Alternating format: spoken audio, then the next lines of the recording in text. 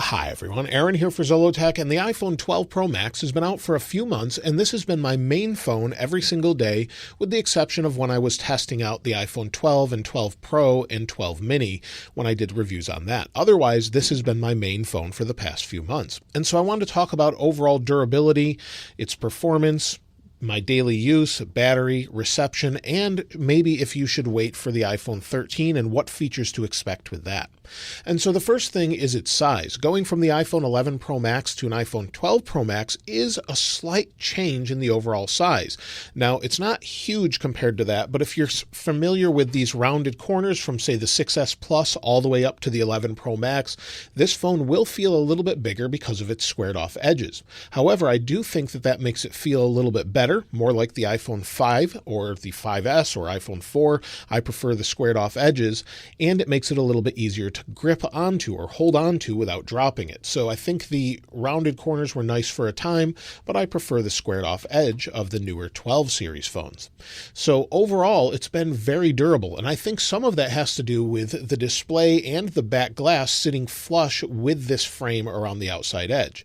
Now, the frame is stainless steel on the 12 Pro Max, and it protects this glass not only on the back but also on the front, and so it's been really good as far as how well it's held up. So on the frame itself, because this is the Pacific blue color, there's not really any scratches or anything. You'll see it does catch some dust, and it does catch a lot of fingerprints, and I have been using it without a case, but overall it's held up incredibly well. I do expect some scuffs and scratches from time to time to build up.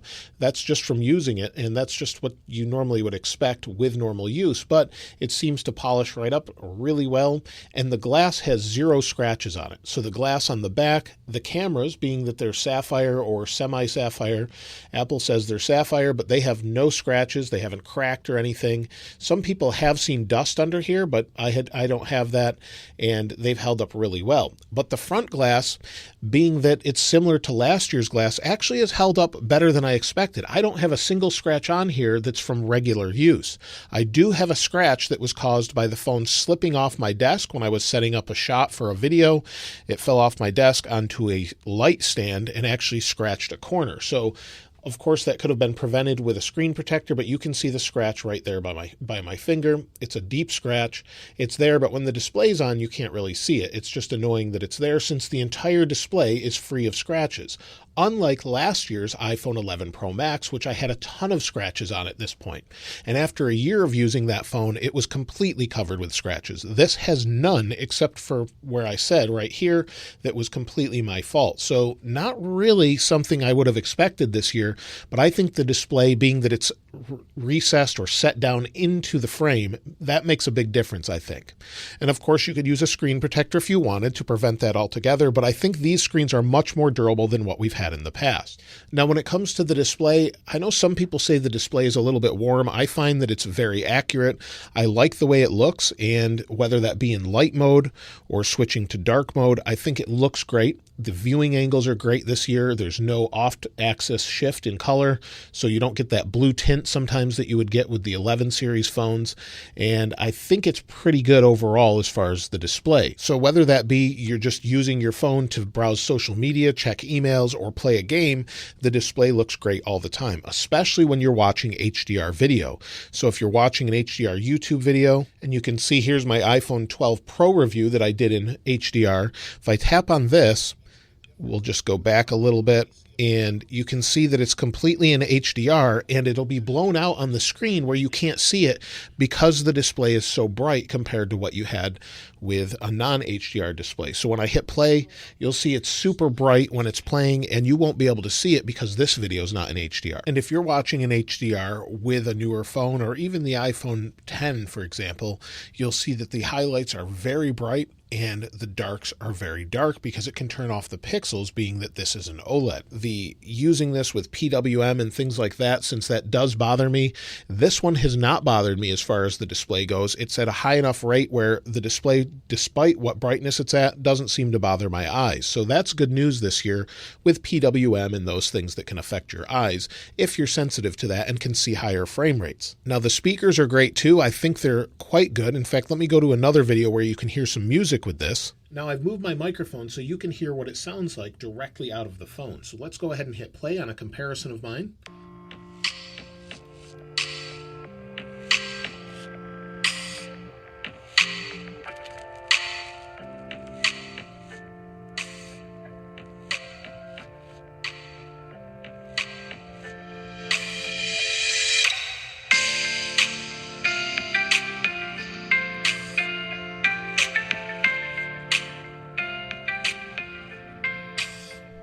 So the speakers overall sound very good. You've got great stereo sound from the top to the bottom. And if you're watching a video, playing a game, or something like that, it just sounds great overall. So I think they've done a great job with the speakers. At the highest of volumes, you probably want to back it off a little bit as it sort of starts to distort and not sound as good. But generally, it sounds great, goes nice and loud, and I think most people will really enjoy the speakers on this if you're not using headphones, for example. Now, the performance on this phone is fantastic with its A14 Bionic CPU and 6 gigs of RAM. I've had no issues, whether that be going back into a video game. This has been loading there or sitting there the entire time. So if you want to play a game, for example, whether that be Call of Duty or something else like Among Us or any racing games, anything like that, it just is super fast all the time. RAM management is good, and you can see that I went into, well, YouTube here with my video. Then if we go back over to Call of Duty, for example, it just works fine every time. It loads right away. I'm in and I can use it. So it's super fast, no issues there, and you could edit a video with it, maybe record 4K video, export that video, and after you've edited it, and it's just super fast all the time. I'm really impressed with the chipsets, not only this year, but the previous years. Apple just seems to be so far ahead of the game when it comes to that. So if you look at Geekbench, for example, now with Geekbench, for example, the scores are great overall. They're really high. They're better than most processors out there, and they're really only competing with themselves with the previous years of Apple's processors or the CPUs that are in, say, the M1 MacBook or the iPad Air, for example. So this is just super fast, 6 gigs of RAM. You don't have any lag or anything really with anything you're doing, whether it's going into a video game or going back out. It's just super fast all the time. And if you edit a video, for example, there's a lot going on that you don't see that really puts this above some other phones out there. So what I mean by that is this can record 4K 60 frames per second Dolby Vision HDR.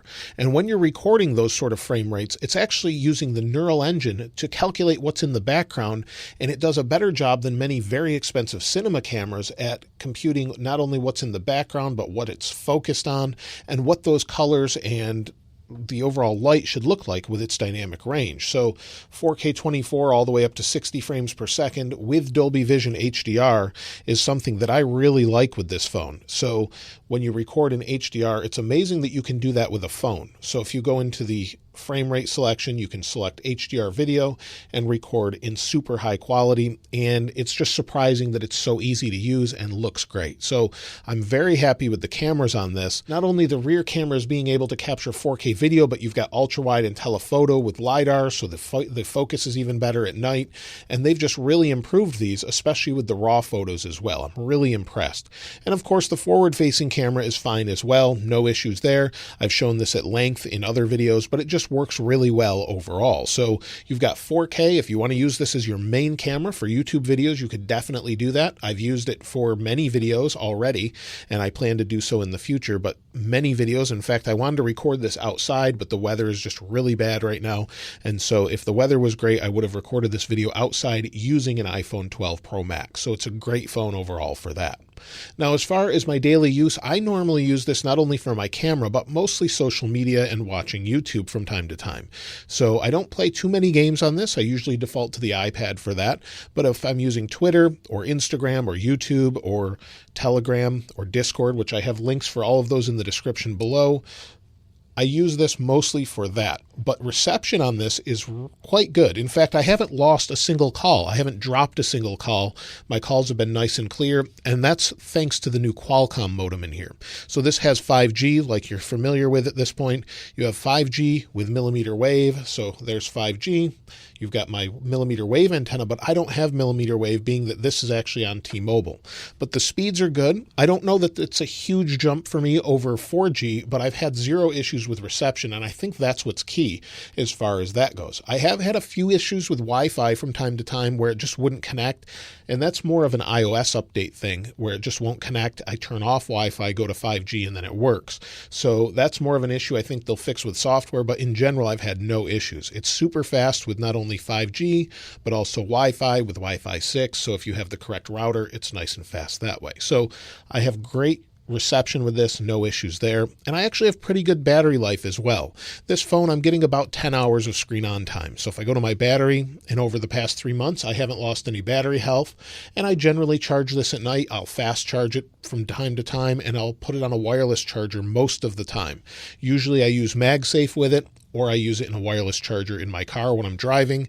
And then from time to time, if I need to bump it back up, I'll fast charge it. So here's yesterday's battery life, and you'll see I got 4 hours and 1 minute of screen on time, 43 minutes of screen off time, and used just under 50% of my battery. It varies from day to day, but generally about 10 hours is what I'm seeing on this phone regularly, and that's running not only regular updated versions, but also betas. As you know, I cover those as well. So using mostly social media and things like that. Twitter consumes probably my most battery, along with Safari and messages, but usually I'll get through a day and not even think about it, and it will be 50% at the end of the day, no problem. So I've had great battery life myself with this. But that leads me to, should you wait for the iPhone 12s or iPhone 13, whatever Apple decides to call it this year? And the reason I say that is many people, including myself, expect them to include a 120 hertz display on the next phone, which means that while this is nice and fast and smooth, it will get even smoother. If you've seen that on Android phones, it's super smooth when you're scrolling through pages. So I would expect the same sort of experience on iPhone, even better though.